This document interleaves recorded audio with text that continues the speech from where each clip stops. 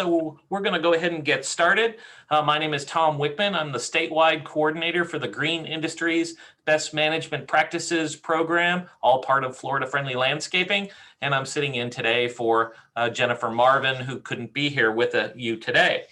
I'd like to welcome you to the Florida Friendly Landscaping Program's Homeowner Webinar Series. And today we've got Lynn Barber speaking about how to bring wildlife to your yard. All of your microphones have been muted, but if you have questions while this is going on, make sure you type it either in the question and answer box or in the chat box, and we'll touch base with those questions at the end of the presentation. Please stick around until the end to take the survey. It helps give us an idea of the kind of programming you like and lets us know how we're doing to make sure that we're getting you all the right information you're looking for.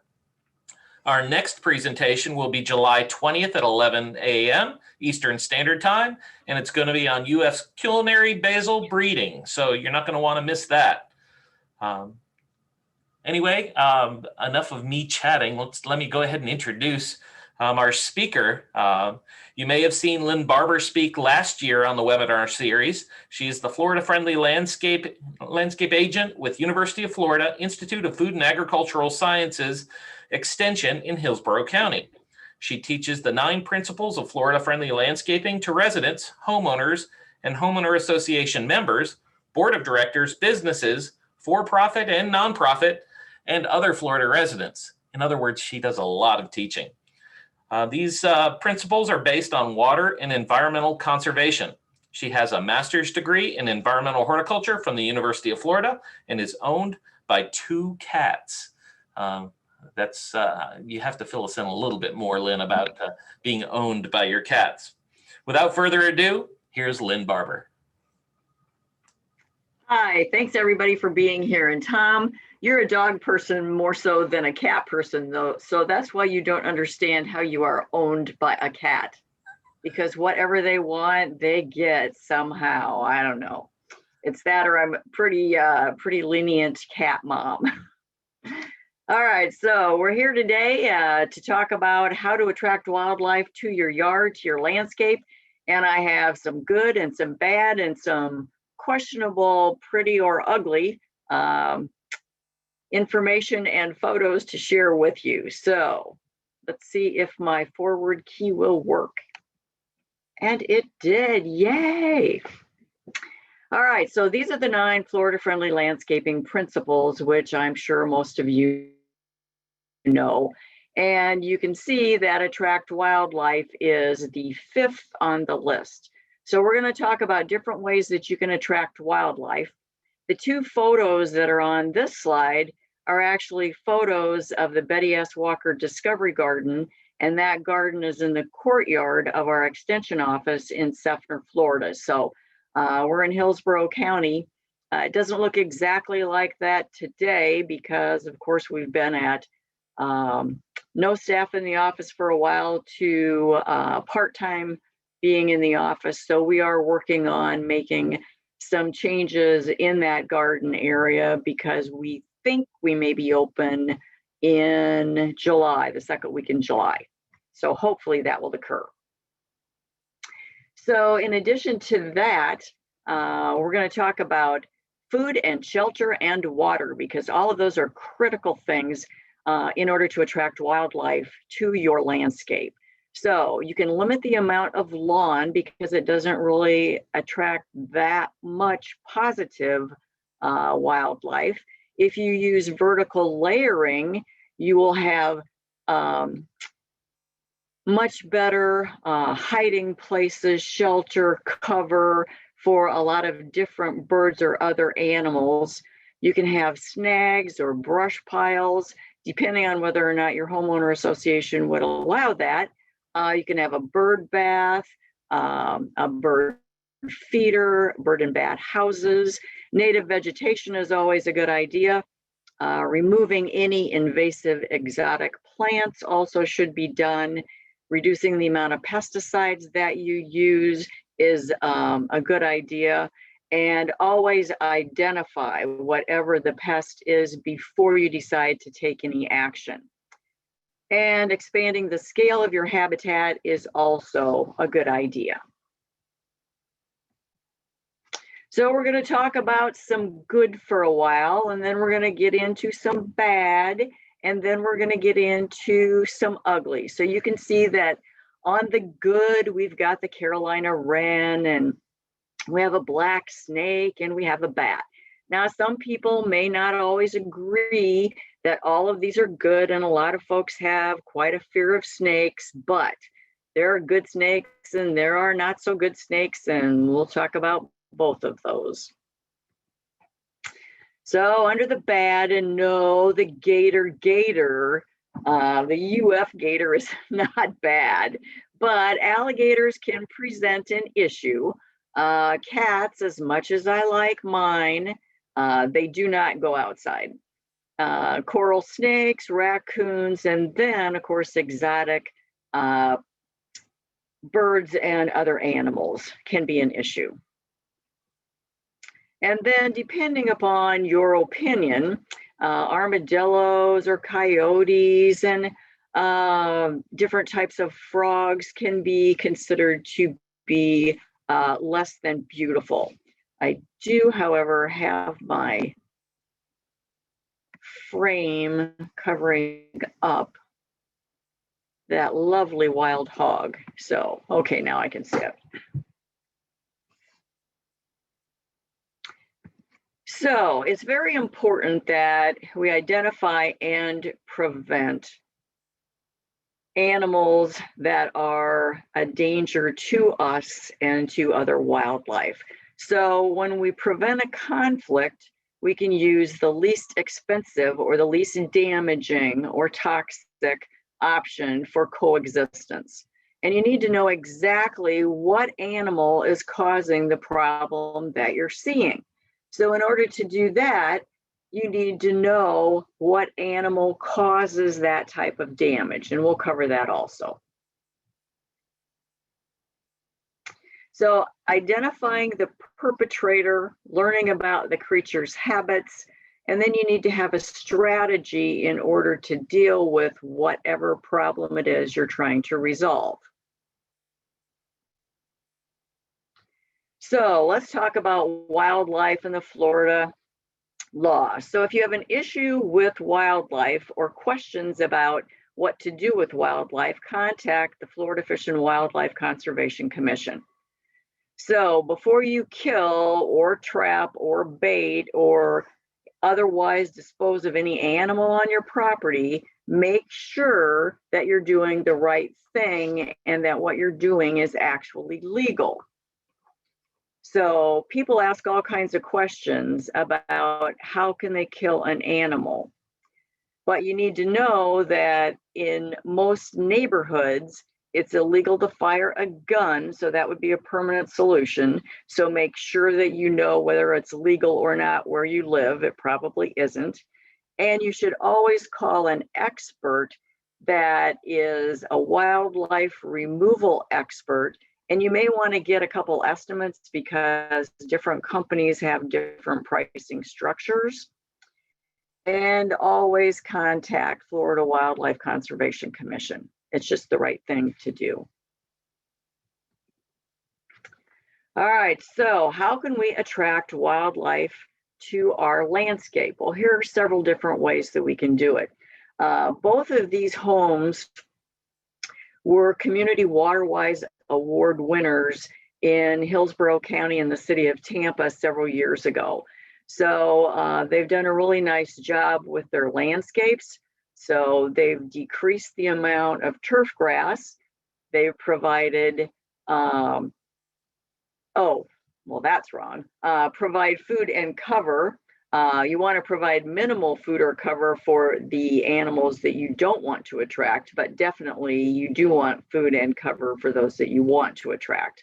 So if you increase the size of your landscape and the diversity in your landscape, excuse me, you can also increase the amount of good birds and other animals that you are trying to attract. Ground covers decrease the amount of maintenance that you have to do.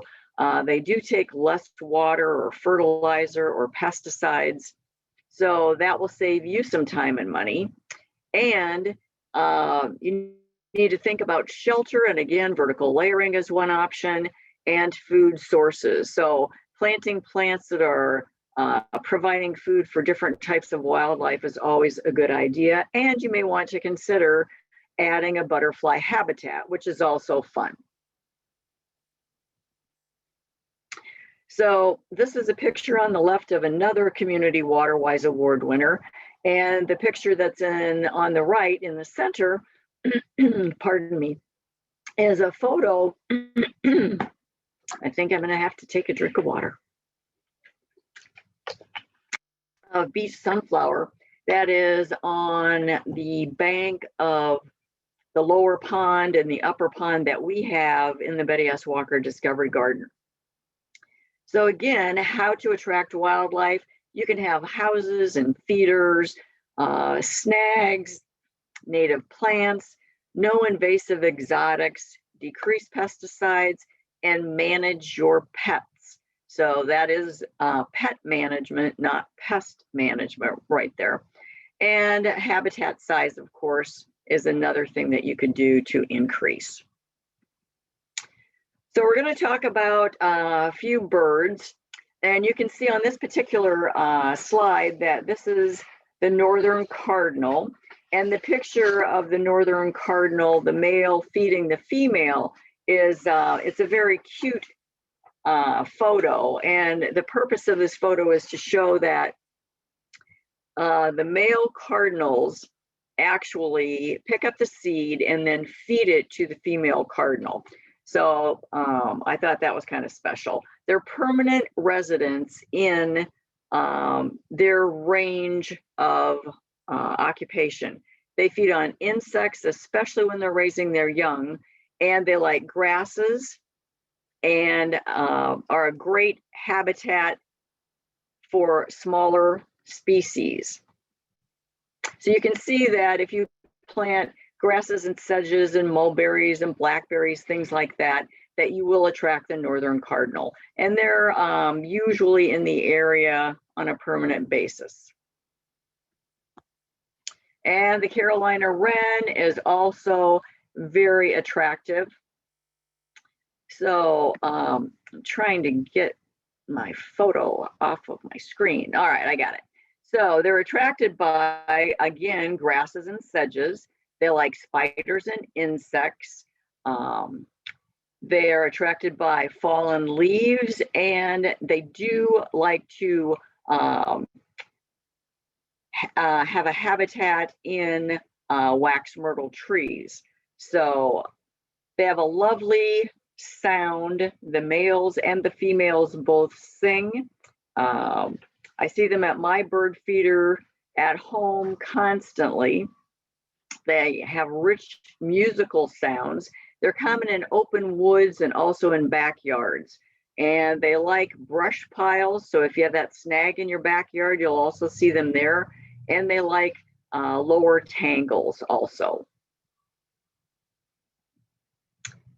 And the ruby-throated hummingbird. They love firebush and trumpet vines. Obviously, they need something with an elongated flower tube, because that's how they end up pollinating plants and getting something to eat through their proboscis. It's interesting that I have a plant that's called white cat whiskers, and there is a lavender version to that plant, but the white one is easier for me to grow, and hummingbirds love that plant. So the one cool thing about firebush is that it attracts pretty much everything, birds and bees and hummingbirds. So if you have a firebush in your landscape, it's definitely going to bring in all different kinds of wildlife. So I have some in my front yard and some in my backyard. The backyard is more shade, so there's less wildlife, and the front yard is more sun, so there is more wildlife. So bird baths are important because birds need water. So it's a place where you need to place it where a predator cannot hide. So you wouldn't want a lot of shrubbery surrounding your bird bath, because you could have cats hiding underneath or in the bushes. Birds prefer to have a textured bottom so that their feet aren't slipping in the bird bath. The water should be clean and available. And you should actually clean out your bird bath every several days, but don't clean it out with bleach or a harsh cleaning solution. You should use a textured sponge. So you can buy those in the grocery store or any big box store, and it just needs to be something that's going to be scrubby, because whether it's concrete or has some type of a decorative bottom on the bottom on the bird bath, you want to be sure that you're able to get any mold that may be in there, or any pieces of leaves or twigs, things like that.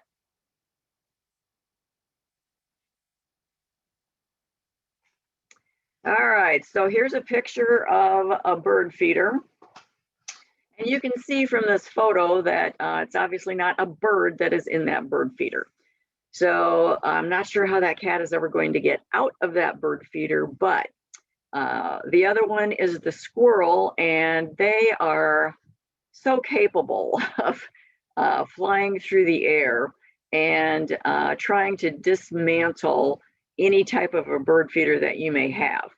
I did have a Yankee flipper bird feeder for several years, and it's battery operated. So if you've never seen one, you may want to go to their website just to watch a video of a squirrel that is on the bird feeder, and it spins around and around and around, and then the squirrel actually flies off of the bird feeder. So I had a squirrel that was doing a very good job and flew around about 8 or 10 times before he let go and ended up with his claws in the tree. So he was very fortunate. You can see there are all different types of bird feeders. You can get them with the tube or a suet. The issue with suet, at least in my yard, is that, again, the squirrels are smarter than I am, and they've been able to unhook the feeder, and then there's a snap that will shut it. I've even used plastic zip ties, but they are very, very creative. There are nectar feeders for hummingbirds and platform feeders, which are much more open, so you would attract a lot of additional types of wildlife that you may or may not really want to have. But for goldfinch, I guess we're going to get into food in a second. So, oops, let's go back. So for different types of birds like different types of feeders and different type of seeds. So goldfinch like thistles or Niger seeds, quails and doves prefer having millet. Most birds like black oil sunflower seeds. Woodpeckers, chickadees, blue jays, and nuthatches like suet. So all of those are options. Many times, new types of hardware stores may move into your area. For us, we had a Tractor Supply move in, and they were giving people $25 gift cards off of a $25 purchase if you signed up to be a preferred customer. So pretty much 25 off 25 is kind of a no-brainer, and you can buy a huge 40, 50-pound bag of birdseed for that money. So you may want to check that out in your area too. So all of the photos on this slide and the next slide were taken by a friend of mine, and her name is Carrie Bennett. So she and I had not met each other, but went on the Monarch butterfly tour in Mexico. So these are photos that she took. You can attract monarchs by planting native nectar plants, and just two examples would be scorpion tail and climbing aster. or native larval plants like scorpion tail or swamp milkweed. So on this trip, it was about 3 days, and it was booked through Holbrook Travel, which is associated with the Florida Museum, associated with the University of Florida. So it was a wonderful trip. Of course, it's winter in Mexico when you go, so it was cold, and the rooms did not have heat, so it was a bit chilly, but you dress accordingly. The butterflies were so abundant that the trees were orange and moving. So it was pretty amazing. And then here are 3 additional photos. Hundreds of millions of butterflies migrate. And their color, that orange and brownish color, actually repels birds. They're toxic to birds. They have a magnetic pull of the earth, which is how they can end up finding their pathway to Mexico and the position of the sun, and their brain constantly recalibrates. So it is, it's very interesting. I have a couple other notes I wanted to share with you on that.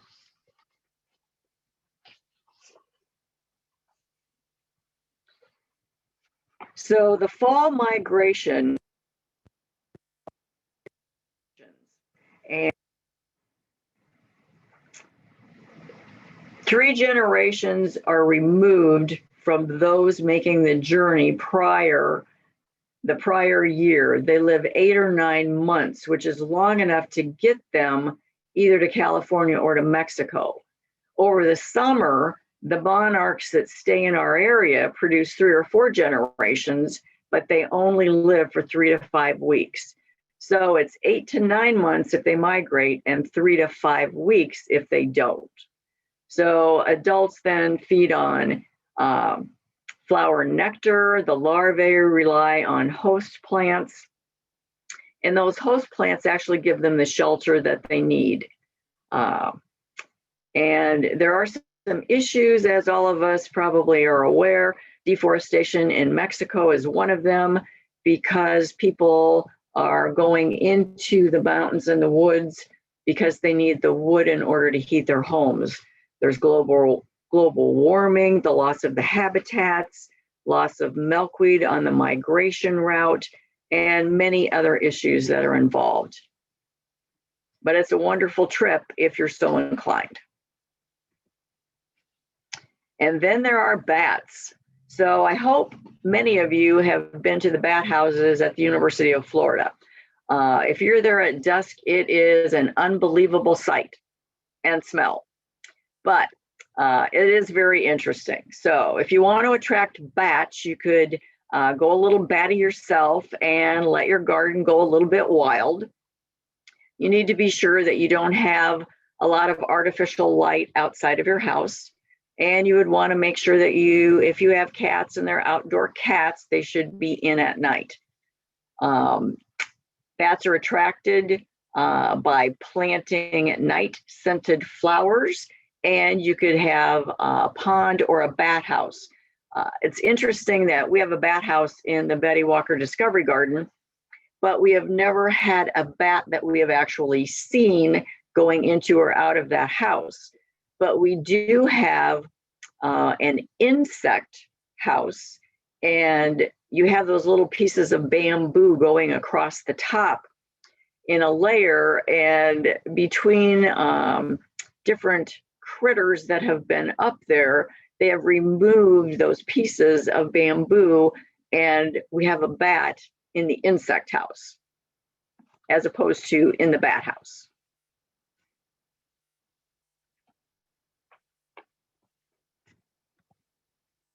So we have snakes.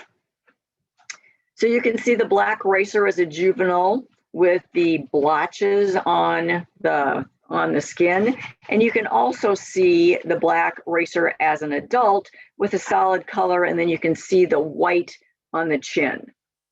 So usually they get to be, the juveniles get to be about 1 foot to 2 feet long, and the adults can be anywhere from 2 to about 4.5 feet long. Juveniles many times are mistakenly identified as the venomous pygmy, but they're a lot thinner and have smooth scales and round eyes. And this particular snake actually lays eggs. So the snake also likes to eat insects and frogs and toads and salamanders, lizards, other snakes, birds, bird eggs, moles, mice, and rats. So that's a good thing.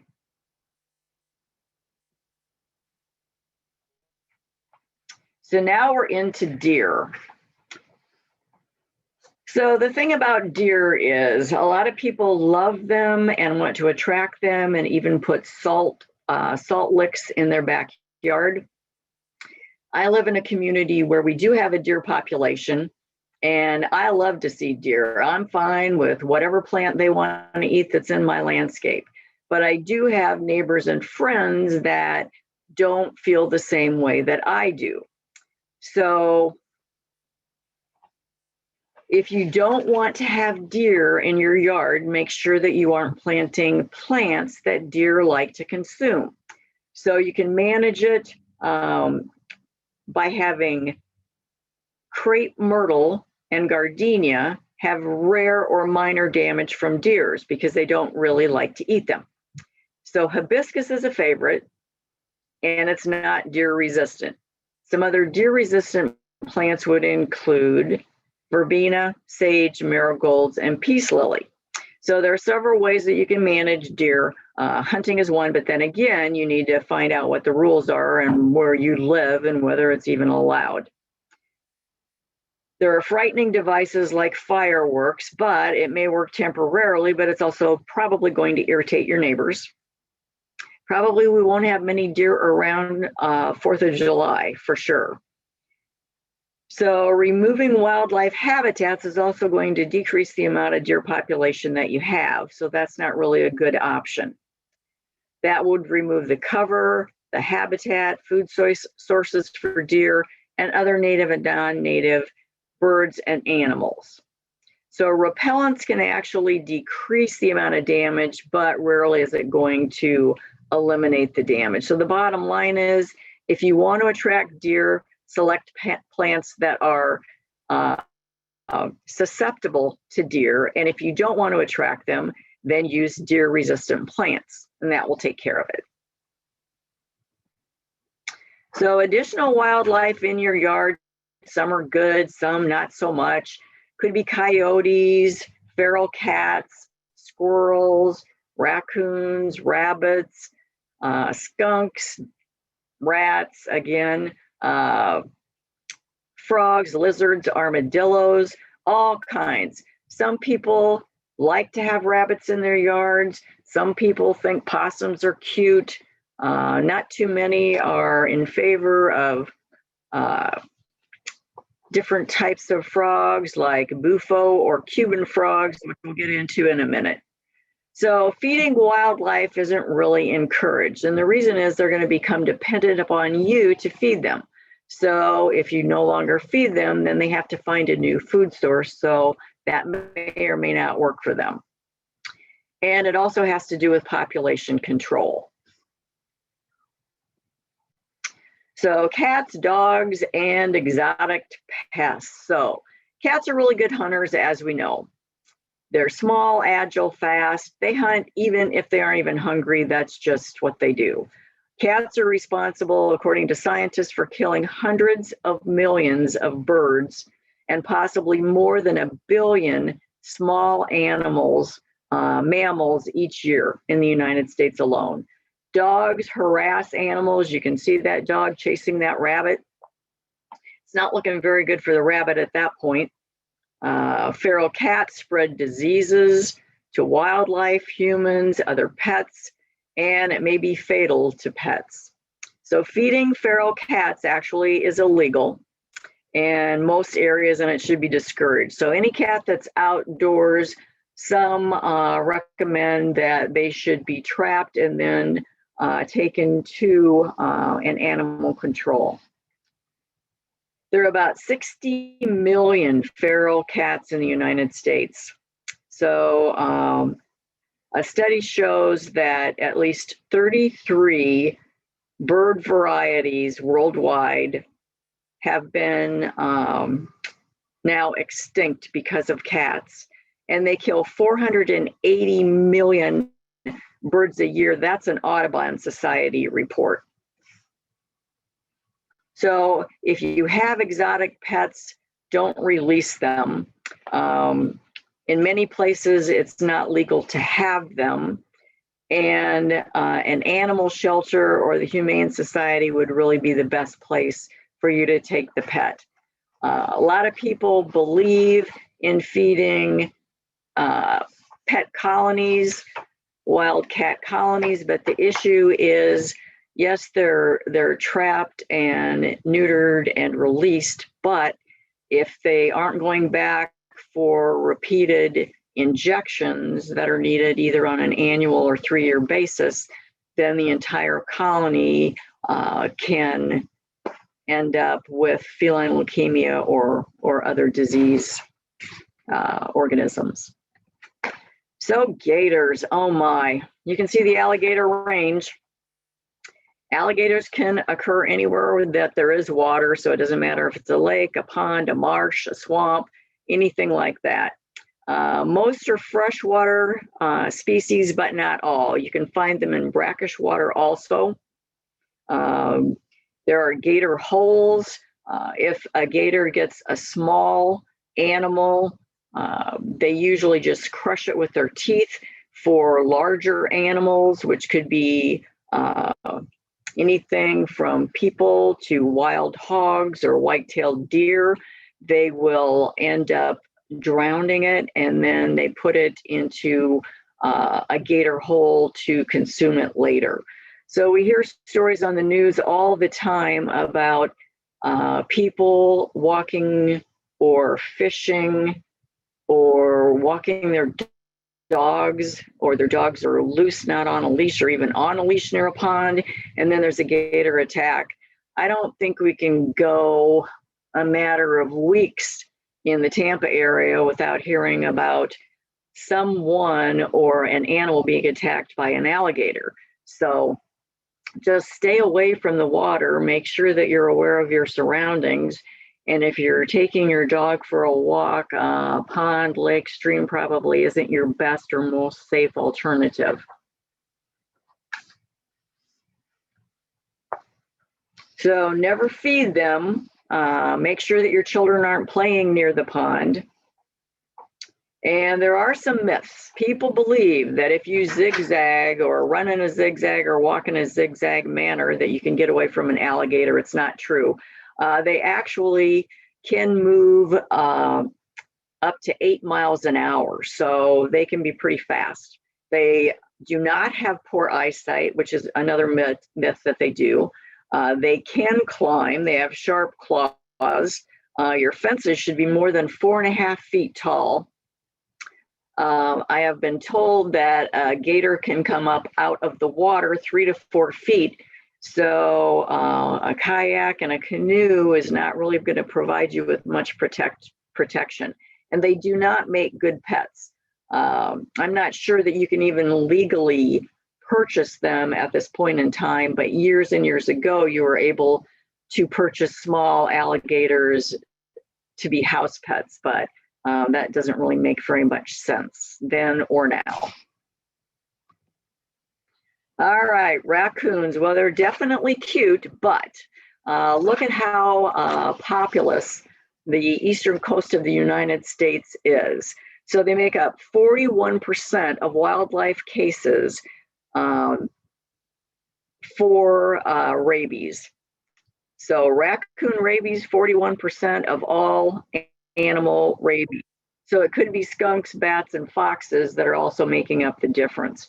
So if you're bitten by a raccoon, you definitely, or any other wildlife for that matter, you should consider it to be rabid. You need to seek medical attention immediately.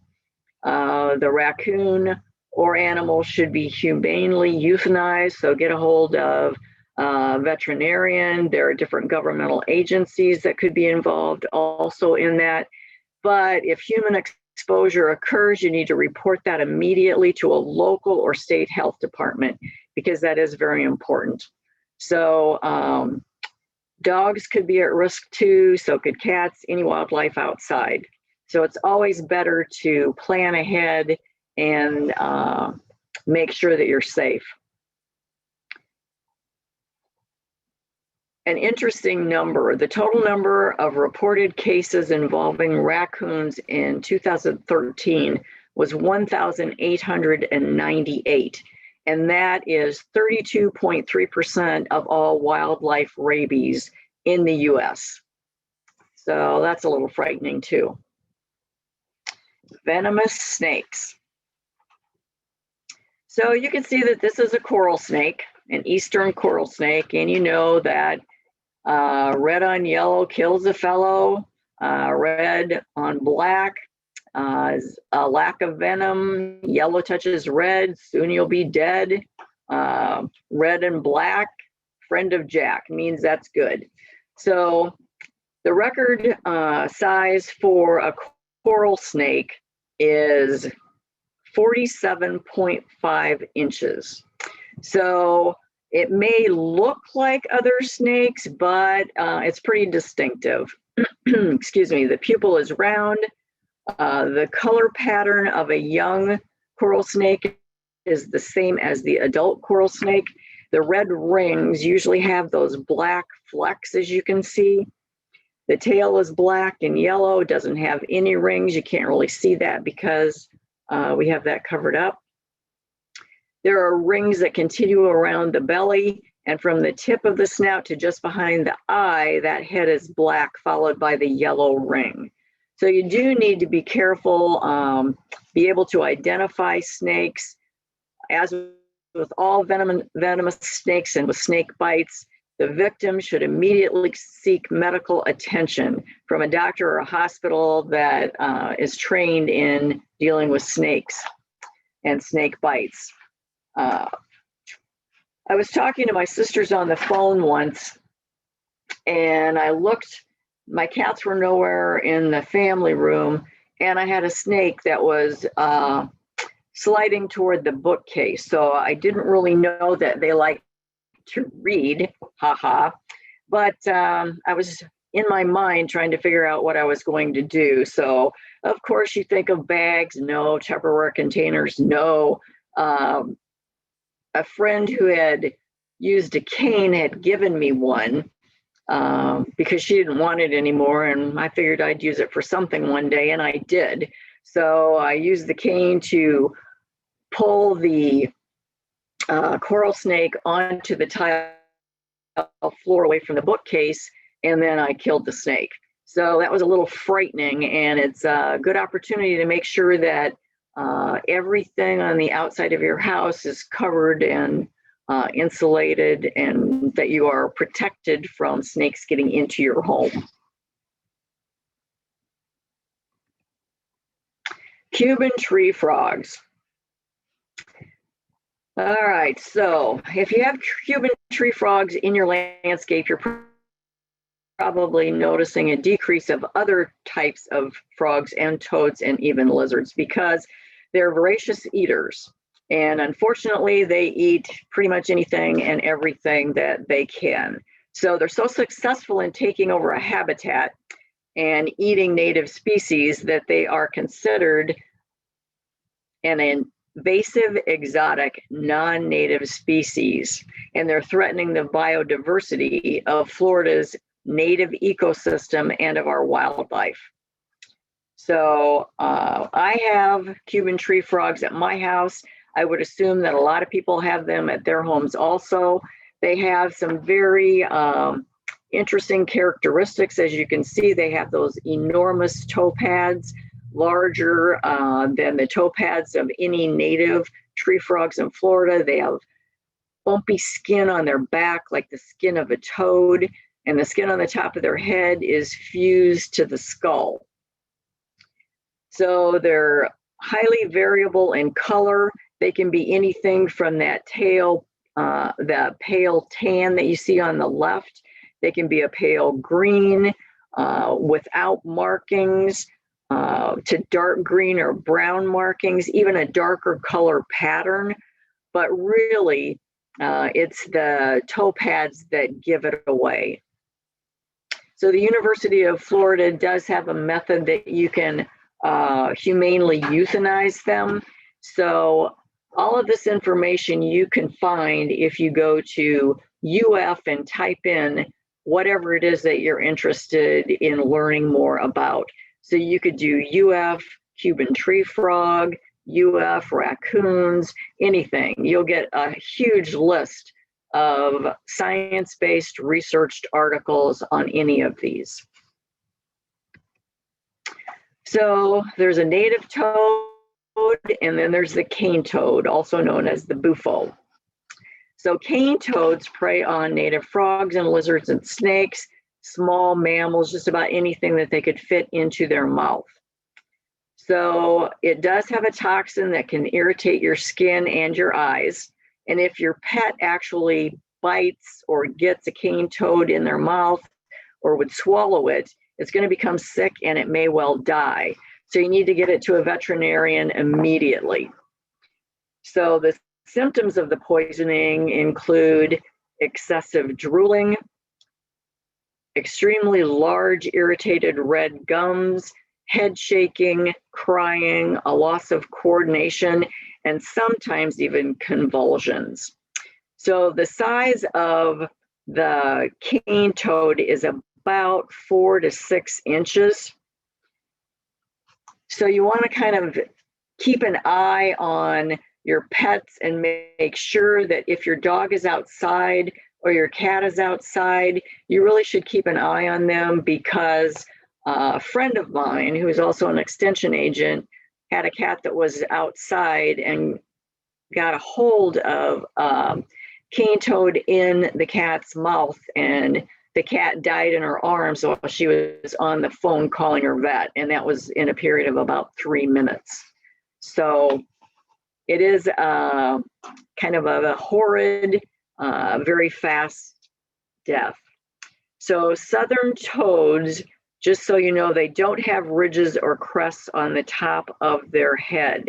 The diet of these toads are beetles, centipedes, crabs, scorpions, spiders, other frogs, reptiles, birds, things like that.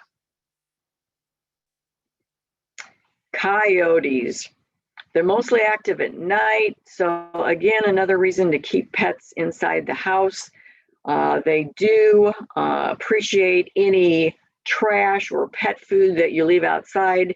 Same thing that you'll hear about raccoons, that if you're going to feed your pet, please don't do it outside. You're just attracting additional types of wildlife that you really don't want.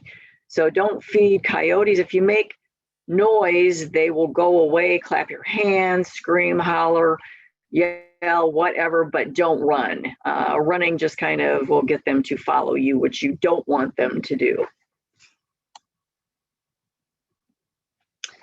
Oh yes, armadillos. I have never particularly been fond of them, but I did see an armadillo with 3 baby armadillos walking in my neighbor's turf grass about a week ago. And the babies were really cute. I never thought I would ever say that, but it's true. So when we're talking about armadillos, they're digging for grubs and other insects that live in the soil. They're burrowing under foundations, driveways, even your air conditioning pad, you name it, they'll burrow under it. They have more than one hole. They have an indoor and an outdoor. They generally have another place where they bear their young. They can destroy a landscape very quickly, and you can tell the damage, as you can see, to that turf grass with the holes, and then you can see what their footprints look like also. So Trapping, as with most critters outside, is an issue. So my neighbor and I had a contest to see who could catch an armadillo the quickest. So neither one of us won. However, one of our friends, another neighbor, had a stuffed armadillo toy. So we decided it would be very humorous to put the armadillo stuffed toy in his trap and then shut the trap. He did find a little bit of humor in that too. So more than 90% of the armadillo's diet is actually made up of insects and insect larvae that live in the soil. They like other things, as I said, different invertebrates. They're active at night generally. You can still see them in the day. They do make cone-shaped holes in the ground as they're rooting for food. So if you have turf grass, you'll notice that damage immediately. If you have landscape beds, they really don't do much, if any, damage there because the same insects aren't inhabiting those beds. Wild hogs, oh my. We have a 4-mile path, walking path where I live, and people walk on it, rollerblade, bike it, and I have seen wild hogs on that path. So one day I was walking and I saw one, and he was pretty far away in the distance, and I thought, well, I'm pretty close to finishing this trail. And then I thought again for about 2 seconds and said, no, you're not. You're turning around and you're going to hoof it in the opposite direction, which is what I did. So when you consider the fact that the average adult male weighs more than 200 pounds, that is a little frightening. And they have 4 continually growing tusks, 2 on top, 2 on the back. They sharpen them on trees. And when they do, of course, they're damaging the life and the health of the tree. They can live 4 to 5 years, and up to 8 years is the oldest that's been recorded. They can stand 3 feet tall at their shoulders, so there's nothing really small about them. They carry a lot of different pathogens like cholera, tuberculosis, anthrax, ticks, fleas, lice, and worms. So it's nothing really that you want to be near. Usually if people have wild hogs in their neighborhood, you can hire trappers that will catch them and dispose of them. And that's probably the safest thing that can happen. They do like to root and dig for food. So they can destabilize the soil surface because of all of their digging. So then you're facing erosion, and exotic plants can then establish where the erosion has occurred. It weakens the native vegetation, damages lawns and roads and trails, recreation areas, and they also damage the edges of ponds and small streams, the banks, and that can lead to a decline in the quality of the water in those ponds and streams. They also feed on trees and seedlings and cause a lot of damage to orchards and plantations and forests. So not only are they not very pleasant looking, they're large, they're dangerous, and you really want to stay away from them. So how are we going to encourage wildlife that we consider to be good? Well, we're going to increase the habitat size. So you can do that by adding a new landscape bed. Maybe you want to decrease the amount of turf grass that you have, depending on how much you have, how much you need. Turf grass is beneficial if you need a play area for children, maybe a putting green if you love to golf. You might just want an area where your dogs can run, things like that. You can create a habitat where people and traffic is minimal, and you'll have more wildlife. And if you can combine your backyard to another person's backyard without fencing, that will also increase wildlife habitat. So more space equals more wildlife diversity. And again, vertical layering, it's how you can encourage wildlife. Again, you have the lowest layer, the ground layer, about 6 inches. You have the foreground, 1/2 foot to 2 feet, the mid-ground 2 to 5 feet, and then the background, which would be tall shrubs or trees 5 feet and taller. Okay, that's the end of the presentation. Any questions? Hey, Lynn, thank you so much. That was really good, and you covered an awful lot of ground. And my goodness, I've got quite a few questions for you. So I'll start with some that I saw earlier. What is a snag? If you could fill folks in. Okay, a snag would be, let's say that you have a tree in your backyard and it has fallen down.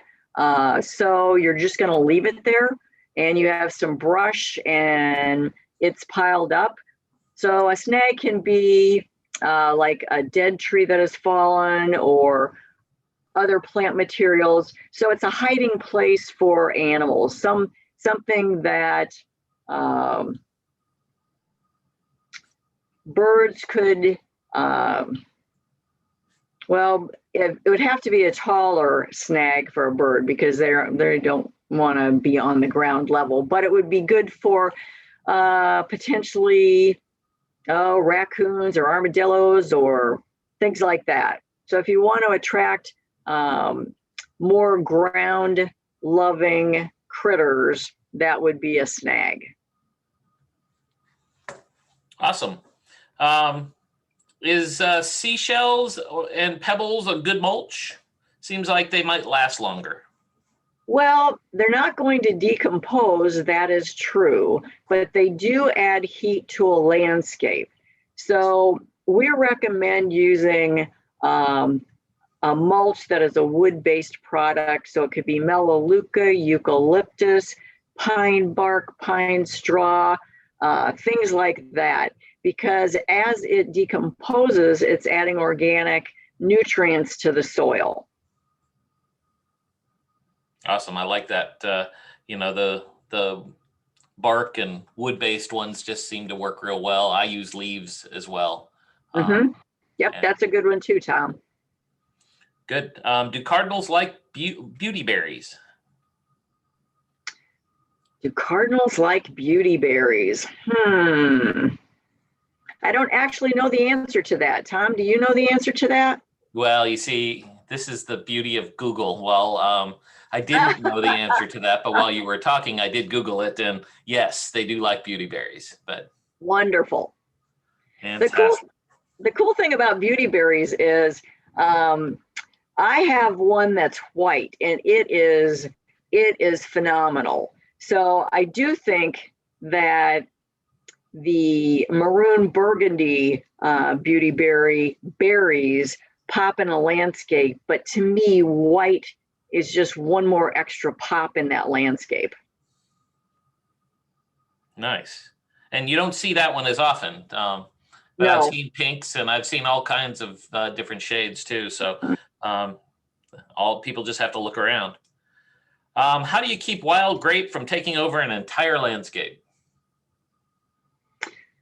Oh, well, I guess you could attempt to pull out as much as you can, cut what you can, depending upon whether or not you want to use chemicals is another issue. If you want to use chemicals, you can, but number 1 rule, read the label. Number 2 rule, reread the label. Number 3 rule, follow the label.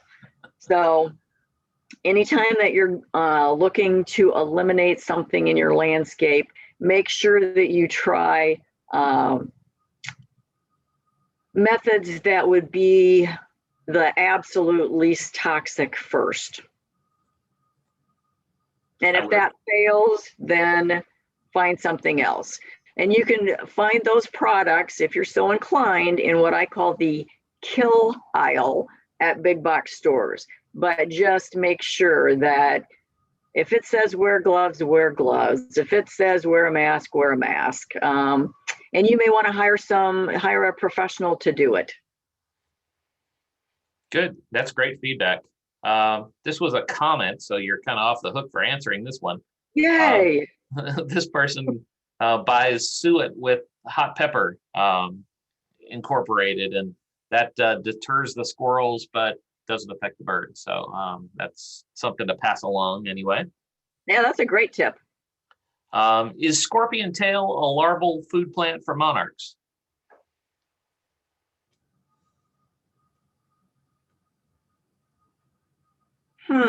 Did you look that one up, Tom? I did not. I don't know the answer to that, but we can look that up. Well, and that's something for folks to know. That I know that IFAS Extension has a wonderful document on butterfly gardening, and so if you just Google that, it does list what the larval plants for all the different butterflies that you're trying to attract are, and so that would be a document that people could go to. But I didn't have time to go through it, so. It'd be easy to do just one presentation on butterflies, and it would probably take even more than one presentation. So it was challenging trying to pick out what exactly am I going to present as opposed to what are all of the alternatives and options. So. No question. And also the Florida Friendly Landscaping Program does have a butterfly app. So if you go to the Florida Friendly Landscaping webpage, it's a wonderful free app that you can use to help you choose your larval host plants for your butterfly garden. So hopefully that you find that helpful. And there is another thing that you could think about ordering, and that is the Florida Friendly Landscaping Guide to Florida Friendly Landscaping Guide to Plant Selection and Landscape Design. We really wanted it to be longer, but it's Florida Friendly Landscaping Guide to Plant Selection and Landscape Design. So this is really cool. We give out one of those to people that attend our micro irrigation workshops. Southwest Florida Water Management District has them on their website, and you can order them for free and they'll mail it to you. You can look at a PDF version on the FFL website, but personally, I have to have my own copy. So the cool thing about that guide is that there are all kinds of plant materials in that guide separated by trees and shrubs and annuals and perennials, and it tells you if they're native, their height, their spread, and most importantly for this presentation, what wildlife do they attract? So there's a bird if they attract birds, there's a hummingbird if they attract those, and then there's a butterfly if they attract butterflies. So that is a go-to resource that I highly recommend. And that database is also, there's a free app for that plant guide. And you can just go to the fflplantguide.com and it's accessible online, or you can certainly download it from the Google Play Store or from the Apple App Store. So it's now available, and so that's another resource to help you select plants for the right place, and also in this case for some wildlife habitat. Mm-hmm. Question was, how many years ago did you go to Mexico? 5. It was phenomenal. So a little more on that story. It was an amazing trip. I had a friend that was going with me, and her husband ended up with Parkinson's. So about 7 to 10 days before the trip, she canceled. So I thought, am I going? Am I not going? What am I going to do? And I said, this could be the only time in your life you have this opportunity. And I went and I met several other women that were there on the trip on their own. It was wonderful. The food was great. The tour, there's a tour leader. There was a professional photographer with us. And you could sit in the mountains and look at these moving trees, and the butterflies connected to each other would fall on your head, on your hat, on your shoulders, in your lap. It was such an inspirational trip. I highly recommend it. That's very cool. And there's one coming up. Maybe I should go. You should go. What time of year are they? Winter. Good time to get away, right? Yeah, it's a good time, but you're getting away, you're getting into the cold, but you'll make it. They tell you everything you need to bring and how to dress, and you'll be fine. Nice. What about iguanas? What won't they eat? Oh, I don't know. I don't know the answer to that question. Do you, Tom? I did a little Googling, and I was just doing that actually. And croton, ixora, citrus seem to be things with real thick leaves too. Tend to be a little more resistant. But to me, I'm not a South Florida expert. I would highly recommend going to your local extension office and checking with your agent there, and they'd be able to give you a little more specific. I'm more of a North Florida guy and don't have as much South Florida experience. I don't have any iguana experience. Nor do I. I don't really want to have any. All right. Raccoons. They seem to live peacefully in this person's yard and even use their pool. Should they be removed? Well, I would be concerned about that, considering the percentage that have rabies. It's a wild animal, and I would want it to be relocated. That's the same kind of thought process I would have. You're an adult, and it's up to you what you want to do. I can't make that decision for you, but if it were my pool and my yard, I would want the raccoon not to be there. And I have seen raccoons, and I've seen them during the day, and I've seen them where they were walking as if they were intoxicated, which is not a good sign either.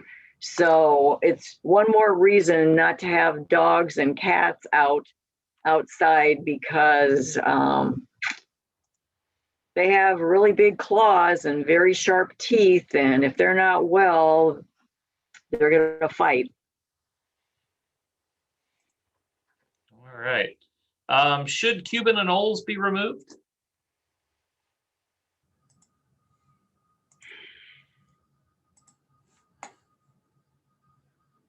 Cuban tree frogs, yes. Cuban anoles, Tom?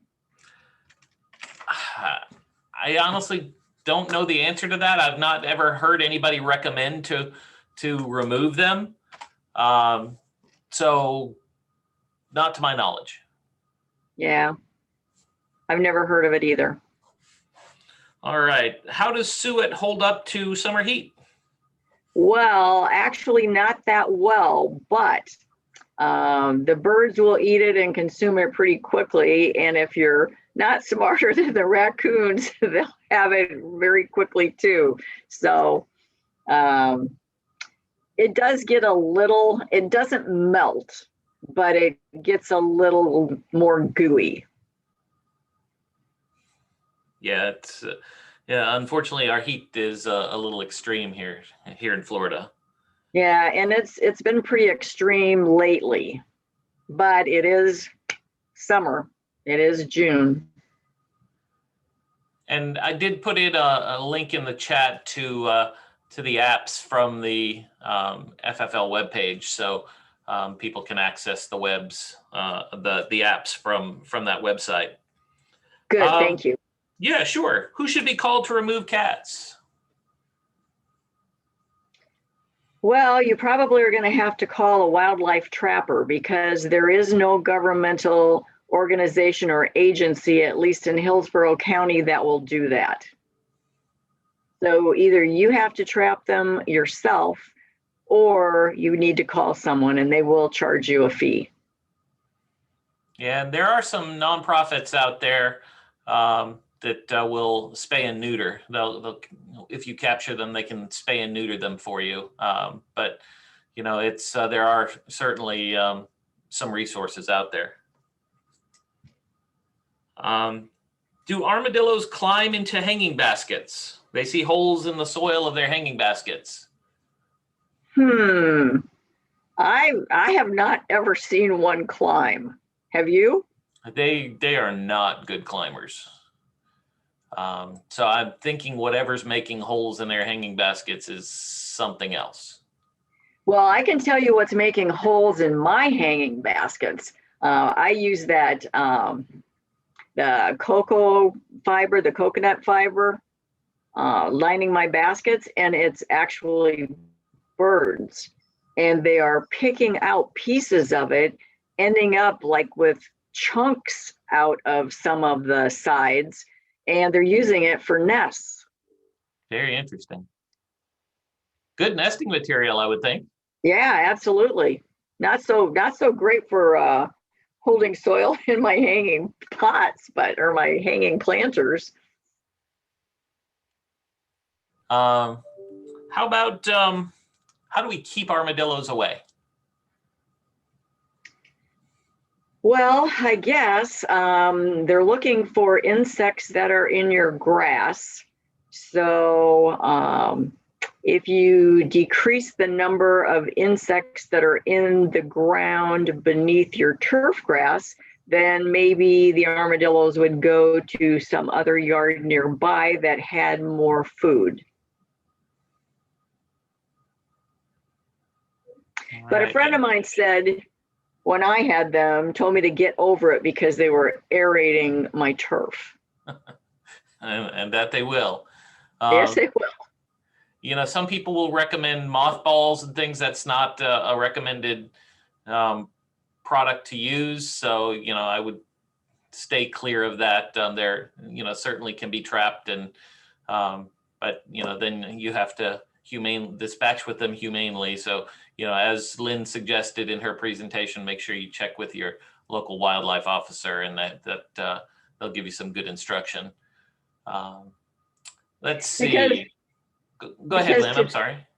Because to trap it and then take it somewhere else and release it is against the law. And then really you have just removed the issue from your landscape, but it's an issue somewhere else. Great feedback. How do we clean our bird baths? Can we use bleach? No, nope, you can't use bleach. If you use it, well, you can, meaning you are able, but you should not, because how are you going to get all the bleach out of that bird bath? You should not. What you need to use is one of those, like a kitchen scrubby thing, a scrubber that's more bristly. So it's going to get into all the little grooves that are in the bottom, the floor of the bird bath.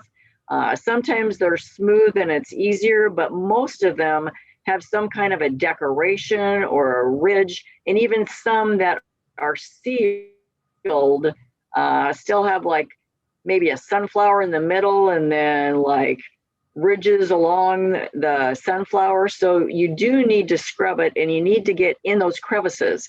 But if you just use that, you should be able to get any mold or leaves and debris or gunk, for lack of a better term, cleaned out of there. And if you needed to use, I can't even recommend that you use soap. The university recommends that you just use water and the scrubby, and yes, it's going to take you a little arm power, but if you do it every 2 to 3 weeks, it's not going to be as bad as if you wait significantly longer. And the recommendation is every 2-3 days or so. All right. This person said that she heard leaves attract ticks. Is this a problem? Well, I don't know that leaves necessarily attract ticks, but forested areas, generally people get ticks walking through wooded areas, or I don't know about landscape plants. Tom, what do you think about that? Yeah, I've never really I've been using leaves as mulch in my landscape for 20 years, and it's ticks are not a big problem, certainly in my landscape. But in natural wooded areas, you'll often see large amounts of ticks, and you want to make sure you just use prevention and use some of the tick repellents and mosquito repellent products. I don't want for much. And that should certainly help. And when you get home from walking in that area, make sure that you double check yourself that you don't have any ticks on you or anything. Check your hair, everything. Any specific plants to attract quail or gopher tortoises? These are good questions.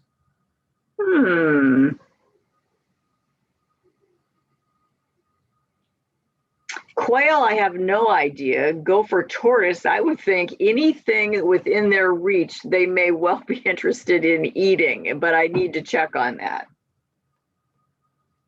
Yeah, and I would do some online research on that. Some of our folks did some online research, and they said that the scorpion's tail is a nectar plant, but not a larval plant for the monarch. So they've done some work for us.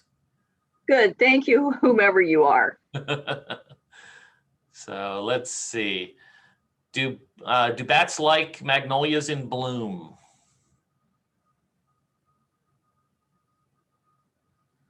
Hang on a second.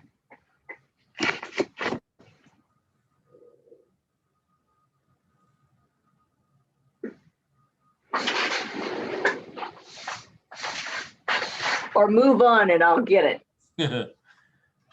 That's the last one. One person said that a gopher tortoise in her yard will eat cactus plants. So, and Emily Eubanks has very graciously put in some links for attracting gopher tortoises. Good. And information about gopher tortoises. So I think that's fantastic. So. Well, I can't find the answer I was seeking. Sorry. So, well, very good. Lynn, thank you so much for answering our questions. You're on overtime. You have been for the last 15 minutes, but you've answered a ton of questions. Thanks for a wonderful presentation. You got me all excited about attracting different wildlife. I've got some work to do. So you've given me a shopping list of things to maybe go buy, and certainly a lot of work to do. But thank you so much, and I look forward to getting to see you sometime soon. Thank you, and thanks to all of you for participating. Hope you have a great rest of your week. And everybody that tuned in, thank you. Make sure to join us next month for our next presentation, and have a great gardening day. Bye.